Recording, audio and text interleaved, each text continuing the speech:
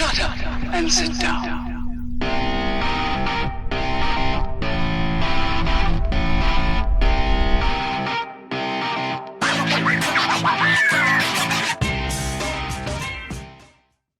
Greetings, fellow travelers.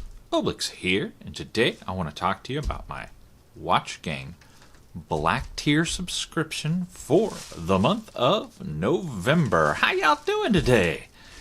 So we just got this in today, and we want to check it out. But first, the elephant in the room, guys. Normally, I wear my previous month's subscription watch on my wrist, and you will tell this is not one of our Watch Gang Black Tier subscriptions. This is actually a Vostok Europe Almaz space station in bronze that has been pre-patinaed. Very beautiful piece. Definitely outside the cost of a Black Tier in general. Yeah, my Black Tier watch is actually in shipping on the way back to Watch Gang as we speak. They actually saw the unboxing video I did last month and saw the problems with it, and they contacted me and asked if I would like to go ahead and have it replaced. I eventually said, yeah, let's go ahead and do that. Had it replaced. It was a Blacklist Streetmatic. That watch was replaced. The watch it was replaced with was an identical Blacklist Streetmatic that also had a lot of problems. You can check out my review of that watch. I'll put a link in the down yonder. And yeah, that guy's on its way back to Watch Gang as well to be replaced yet again. So once we figure out what we get, I don't know if it'll be another Streetmatic or something different. I'll give you guys a video and show you whatever we get. So we don't know what we're getting for October right now. So it's still up in the air. Because like I said, the Streetmatic's on its way back. So this is our November subscription. Now remember, Black Tier subscriptions cost $99 a month. And you get a watch that's guaranteed between $150 and $500. So somewhere in that range. So let's get to the unboxing. Today, we're going to use a brand new piece. Fantastic, beautiful copper. This is all copper. Actually just straight copper. Not bronze like this guy here, but just pure copper, like a penny. This is a Kershaw Netrix, I think is the right one. I don't know. Just got it. D2 tool steel. Very nice. Very, very nice piece. Actually, let's just we'll go easy on it and slice it right across here. God, this thing is so sharp. Beautiful piece. And let's see what we got. Pop it. Oh, hello, Thumb. Coming through. Pop it on out. And we got a white box. Yay, white box. No. Okay, we got a white box. Very interesting. All right, let's pop this out. Looks like a black box inside the white box. Let's get rid of that. And we got a Jerome Lamar. Lamar's plural. Interesting box. Cardboard, but still interesting. Got a nice aesthetic to it. A little blue there. Kind of neat. Little pull tab. Let's take a pull and see what's inside. Slide that on out. Fantastic. Set that aside. Remove the foam. And dun da da da. Alright, we got our card. Very bright blue. My goodness. Not filled out this time. Set that aside. And here we go. And we're upside down. Boom. There we go. Jerome Lamar's.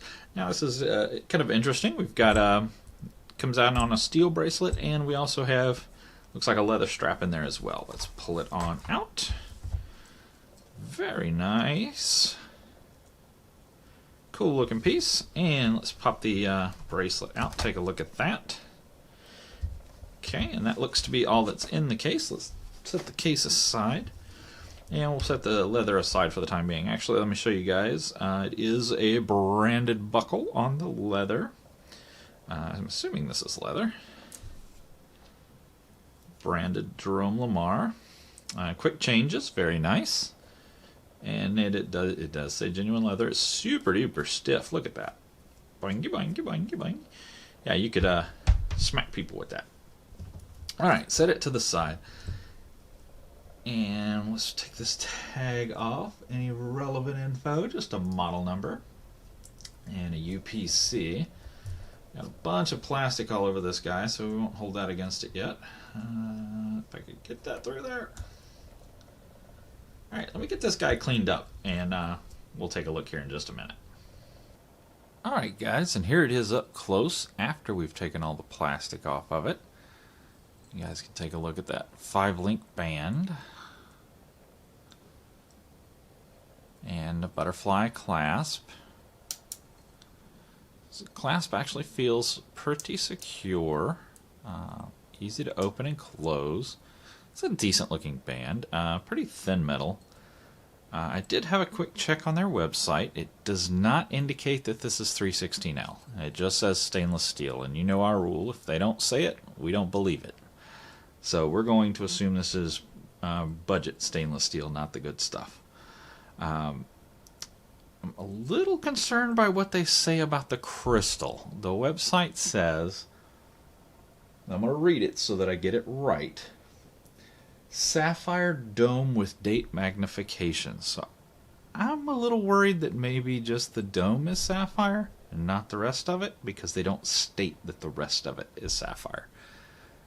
We hope it is, but it doesn't sound like it is. And I've got a lot of sapphire, and it doesn't sound like it, but again, that could be, misleading. That's not the true tell-all. I'd need to break out a set of Mohs picks and start scratching at it to see for sure, and I don't want to do that. The polish is actually pretty darn good around the sides and such. This guy does come in 5 different colors. This one's called Noir. It's actually my least favorite of the 5, and that's not WatchGang's fault. They just ship what they got, right? But yeah, there's a blue, a green, a gray, and a white. And they all look pretty darn good. This plaque is, it's okay. It is a sandwich dial, so you can see the indices down here are kind of sunk in. I'm going to assume that's lume in there. I did shine a light on it, and it lit up a little bit. I don't think the lume on this guy is going to be stellar. But we'll check that out in the full review. A couple of quirks that, things that just don't sit well with me. And this is totally subjective. Some folks will agree and some folks will disagree, and that's okay. We all have our own flavor, and this is definitely subject to my flavor. It drives me nuts when they put Arabic numerals and chop them with a complication. Like this 6 here, the top of it's chopped, and that one's not that bad, but most of the 12 is gone. And it's like, why even bother putting it there if you're just going to cut it off? I don't understand why watchmakers do that. It just makes me nuts. But again, that's a subjective thing. Some guys it won't bother. For me it does. Another one on here is an absolutely useless chronograph. The whole purpose of this watch is to be a chronograph. You've got the pushers, you've got the complications in here, and they did do it the right way, or at least what I think is the right way. Again, another subjective thing. With a sweeping second hand, full second hand, and the chronograph in the dials. I don't think any of us actually use a chronograph enough to justify having the big hand be the chronograph, as it is on so many watches. But that said, if you're going to put it, complications like this second complication right here, it's absolutely useless. You can tell ballpark what time it is, but you can't tell precisely what time it is. And that is really important when you're using a chronograph. If you have a complication that tells you tenths of seconds, but you can't tell how many seconds it's been. If I push this guy and just let him go, it is really hard to tell where that big, fat, chunky hand is. Let's see if I can get the camera to focus for you.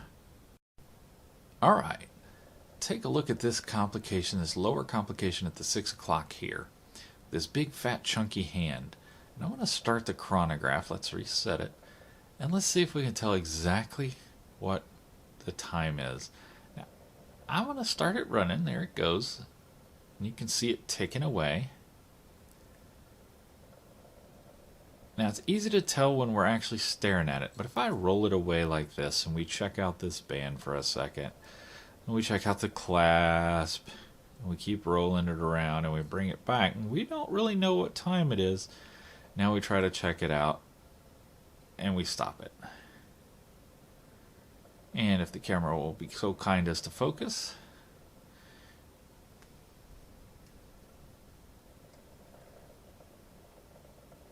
you can tell it's really hard to read unless it lands right on one of those larger indices. Same with the minute complication at the 9 o'clock over here. However, the tenths of second is great. Nice big numerals, very easy to read. So we don't have that problem here, but we do have it on these other two, and that makes the chronograph useless. If you can't use a chronograph to tell what time it is, when you're timing things in stopwatch, you can't use it. It's just that simple.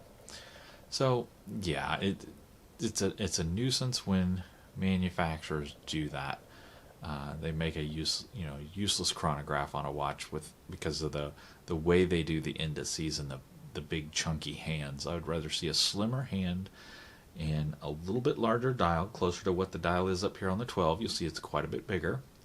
I mean, you have all this watch face to use. Let's use it. Rather than chopping off these Arabics, let's just make a bigger dial and no Arabic that we can actually read. That'd be great. The other thing is this Cyclops Eye here. This isn't a Jerome Lamar thing. You see this on a lot of budget watches. They do not align it properly, and this guy is actually a little bit high. And what that causes when it's high like that is you would normally rotate your watch to about here to read the time, but you notice I can't read the date. You have to actually bring it all the way around here to be able to read the date. That's not perpendicular with the camera anymore. We're actually leaning a little bit to the forward. So when it's on your wrist, you actually have to rotate your wrist all the way that far forward, which just feels awkward. Sometimes they're aligned low, and that you can see down here, but you can't see when it's up high, and sometimes it's off to the left or right. Usually it's high or low, though, not so much right or left. It's usually high or low that's the problem. It's really common until you get into the better quality watches to find one of these actually placed right. So I would like to see all these budget manufacturers just eliminate it. Don't even bother using it, because if you can't put it on right, just don't use it. Take that off. Let us look at the date display, the date complication. It's a better piece all around. This doesn't add value to the piece, in my opinion. Again, subjective. But let's get it switched over to leather and take a look at that. And there it is on the leather.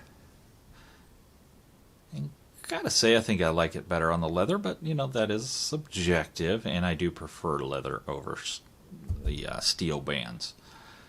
So it is super stiff leather. You can see that is ramrod straight. Hopefully that will break in. It's pliable enough. I think it will. I think we'll be able to work it in once we get some wear time on it.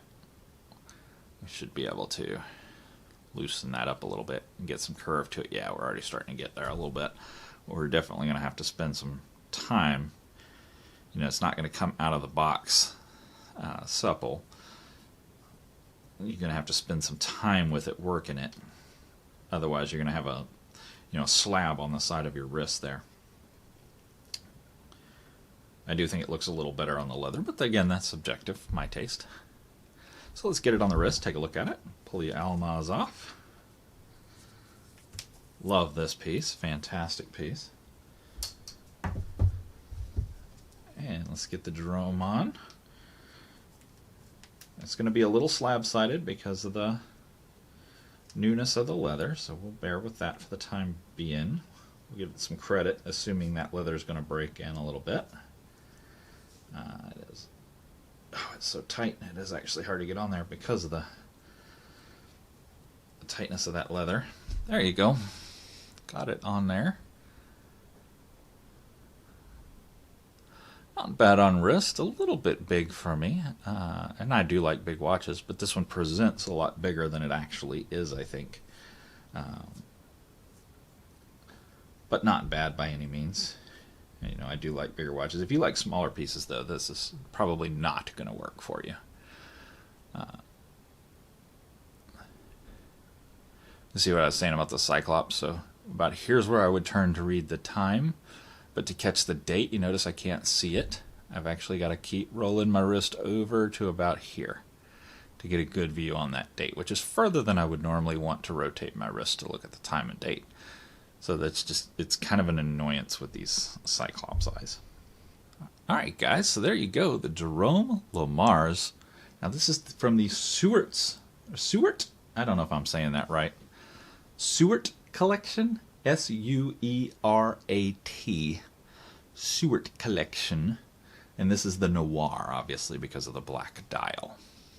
That is our Watch Gang Black Tier subscription for the month of November. And again, as far as October, once I find out what they're going to send us, I will do an update on that as well. But that's all the time I got for today. Sure do appreciate you guys coming to hang out with me, as always. Check out Instagram.com/Oblix to see my watch of the day and see what I'm wearing each and every single day. Till next time, guys, get out there and make some noise. See ya.